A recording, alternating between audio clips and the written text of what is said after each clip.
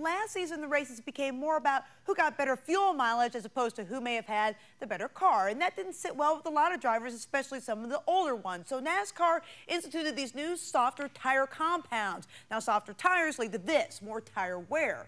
But do softer tires lead to better racing? Puts it more in the driver's hands. Definitely takes, two tires and gas mileage and things like that, not pitting and staying on, you get track position. I think it takes a lot of that out. Daytona was a big change for us. We did learn a lot about the tire there. Rockingham's Rockingham, it just wears out. Drivers continue that learning curve today, testing in Atlanta. For the veterans especially, there's a noticeable difference in the way the cars drive.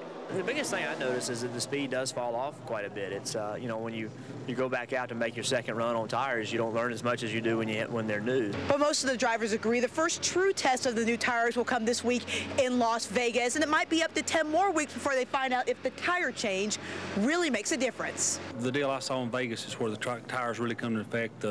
That place usually got a lot of grip to it, and the tires really fall off a lot. Some of the tracks that we've been to, Rockingham, Daytona, they're two tracks that it hasn't really been a tire issue. I think we'll really find that out probably at Las Vegas. Some of these flatter race tracks that we'll start going to now that the year goes on is, to see if the tire deal is working like NASCAR wants. And of course, what NASCAR wants is better, tighter races. And Mark, I think you'll agree that they definitely got that at Rockingham.